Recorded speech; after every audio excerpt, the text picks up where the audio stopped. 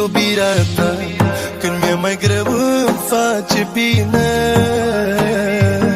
Norocul meu e că te-am cunoscut pe tine.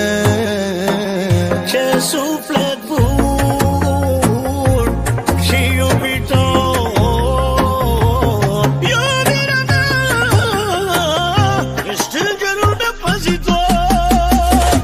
Când stai cu ochii închiși, voi fi vederea ta.